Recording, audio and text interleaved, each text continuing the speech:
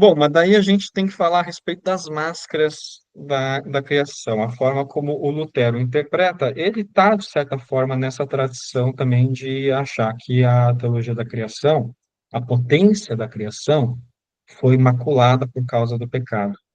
E daí uma diferença fundamental entre a teologia protestante luterana e a teologia católica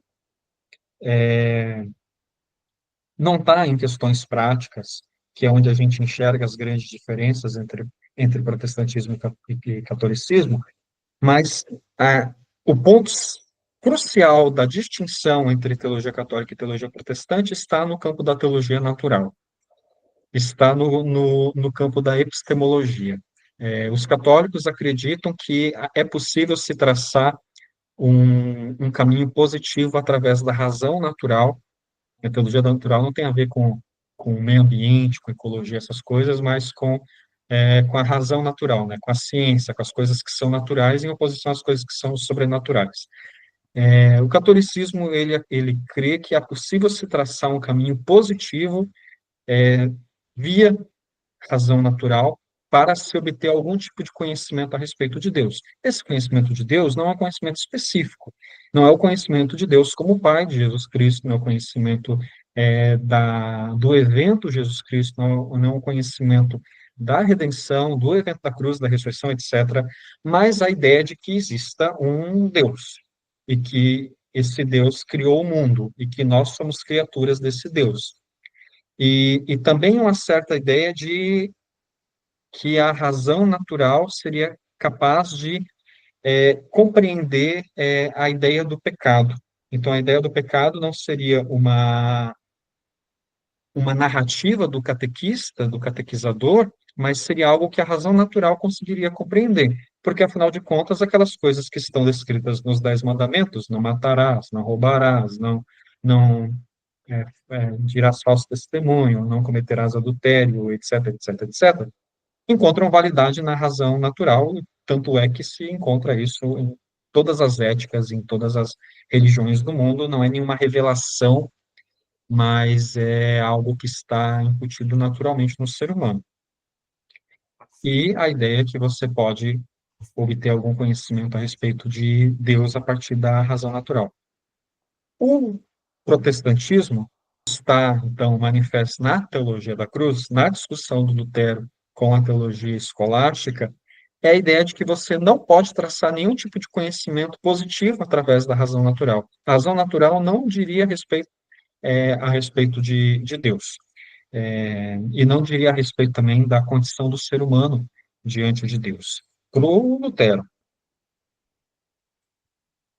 eu estava lendo esses dias um livro que eu comprei da editora Recriar, que faz uma releitura da teologia da justificação de Lutero, e ele, então, realmente ele traça a ideia da questão dessas diferenças entre o catolicismo e o protestantismo a respeito da ideia da graça, e daí ele vai afirmar que daí no catolicismo também não está afirmado que o ser humano possa obter a salvação por conta própria, por conta das suas obras. Isso não está manifesto. O catolicismo não ensina que o ser humano possa obter por conta própria a salvação. Ele tem necessidade da graça para conhecer a salvação.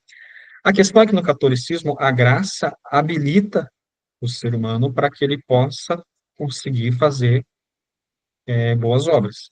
Não conseguia antes, por estar imerso em pecado, mas a graça é como se fosse uma vitamina, um energético na pessoa que está com sono, que está cansado, que está fraco, e daí isso então habilita que o ser humano consiga realizar boas obras, embora essas boas obras não serão suficientes para lhe garantir a salvação. A salvação continua sendo por graça, mas se requer do ser humano, a partir da infusão da graça, que ele responda com boas obras. A ideia do luteranismo não aceita isso. Mas antes de falar a ideia do luteranismo, aí ele vai discutir, ele é um autor metodista, ele vai discutir, então, ele discute primeiro a ideia do Lutero, a ideia do catolicismo do Concílio de Trento, e depois a ideia do metodismo. A ideia do metodismo também parece, de certa forma, um pouco católica, porque também o ser humano está lá, cativo do pecado, a justificação liberta o ser humano desse cativeiro do pecado, mas há uma infusão, de certa forma, o termo não é infusão no metodismo, mas vamos usar esse termo, há uma infusão de vitamina graciosa no ser humano que o habilita a responder com obras não direcionadas a Deus, meritórias, mas obras direcionadas para o ser humano. Por isso que o metodismo vai afirmar que não existe uma distinção entre justificação e santificação. Quando Deus justifica, ele santifica. E Deus santificar significa que ele torna o ser humano capaz de fazer boas obras. Não por causa da sua própria força, mas por causa da força que Deus incute na pessoa através da santificação, da graça. Agora, voltando à ideia do Lutero. O Lutero, ele não encontra uma continuação entre justificação e santificação. O ser humano, ele é cativo do pecado, ele é liberto do pecado por causa da graça de Deus. Isso significa uma declaração forense, né? Deus declara, anuncia que ele não é pecador, que Deus não vai considerar os pecados daquela pessoa para condená-la, mas vai considerar a obra de Jesus para poder salvá-la. É uma declaração, é uma nota promissória de Deus. Uma nota promissória não, é um anúncio, é o mesmo termo que no Império Romano se chamava de evangelho, por isso depois o Marcos puxa isso para dentro da história de Jesus e chama de evangelho, né? Nega o crime, mas diz que ele não deve mais sofrer punição. Isso seria a justificação no sentido mais clássico do Lutero, né? O ser humano ele é indutado, o pecado dele é perdoado, mas justamente ele não deixa de ser pecador. A doutrina do simul justus et peccator afirma justamente isso, né? Ele é justificado por Deus, ele é declarado justo por causa de Deus, mas ele, enquanto ser, por si só, ele continua sendo pecador. E daí alguém pergunta, e como ficam as boas obras? As boas obras é simplesmente uma questão de lei civil, né? Não há um fortalecimento de Deus do ser humano para que ele possa realizar boas obras. Isso passa por uma crítica na história do luteranismo à ideia do Lutero. O luteranismo, de certa forma, ele procura superar essa ideia tão rígida de Lutero da época da Reforma, porque Lutero estava respondendo a toda a questão das indulgências, das obras que o ser humano deveria fazer, e mesmo criticando a ideia de outros reformadores além dele, que declaravam que a salvação era por graça, mas mesmo assim não deixava de cobrar, através da moral, que o ser humano fizesse boas obras. Então, ele achava que se mantesse essa cobrança de se realizar boas obras, isso não seria graça. Isso ainda permaneceria preso à mesma ideia de antes.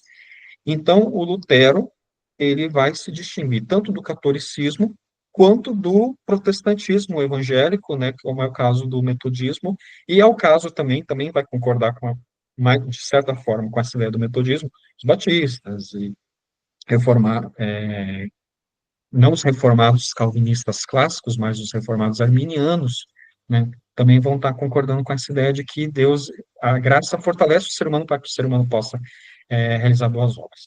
A questão que fica, onde que fica a santificação? Deus apenas induta o ser humano do seu pecado ou Deus transforma o ser humano em sua natureza para se tornar o seu filho, se tornar a sua filha? Em outro encontro passado, eu já discuti isso, tanto é que eu já vi esse vídeo de novo para poder fazer os recortes, em que eu afirmava justamente, a partir da doutrina da troca maravilhosa de Lutero, e também a partir da doutrina do batismo, também dá para se pressupor isso também, ou seja, Lutero pressupõe essas coisas, mas ele não elabora sistematicamente porque ele se mantém preso à rígida ideia da negação da exigência das boas obras. que o ser humano ele é formatado, e a ideia, a palavra é justamente essa, formatado, só não tem a ideia do disquete ainda, mas o ser humano ele é formatado por Cristo, formatado por Deus, de forma a ganhar a forma de Cristo. E de, então, ou seja, há um processo de santificação, há um processo de se fazer do ser humano outra criatura a partir do batismo, a partir da justificação, a partir da graça, de que o ser humano se torna outra criatura. Ou seja, ele não é apenas indutado, ele é transformado. E daí, em encontros passados, eu falava isso através dos conceitos de justiça retributiva e justiça distributiva, ou seja, Deus não apenas perdoa o pecado, como ele oferece os meios para que o ser humano possa ser bom, justo e feliz. Até aí, beleza, uma discussão dogmática a respeito da teologia da justificação. É, e daí, quando o autor vai para a segunda parte do livro dele, eu li por obrigação, mas eu já não conseguia mais me encantar pela escrita dele, porque eu vi assim, tá, e o que que isso tem a ver com justificação e com santificação? E agora eu vou conseguir costurar isso com a teologia da criação. Deus justifica o ser humano cai no pecado, se torna algo, se distorce daquilo que Deus o criou para ser. Acho que é isso, né, que significa a queda. O ser humano se distorce daquilo que foi criado para ser. A justificação, a graça, a formatação com Cristo, o tornar-se um com Cristo, que é o novo Adão, que é esse ser humano não distorcido,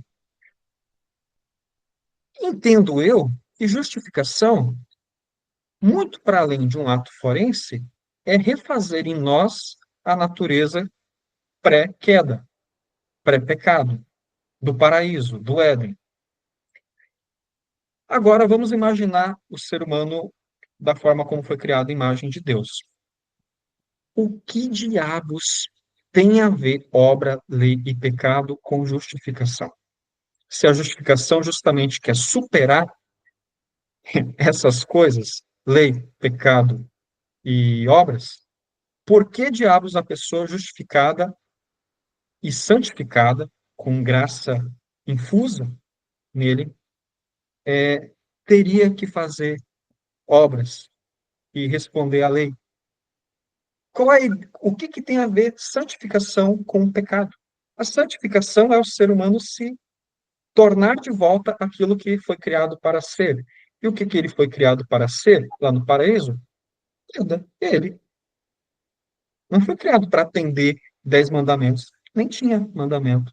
O ser humano não foi criado para realizar boas obras, para cumprir a lei. O ser humano foi criado para viver no jardim.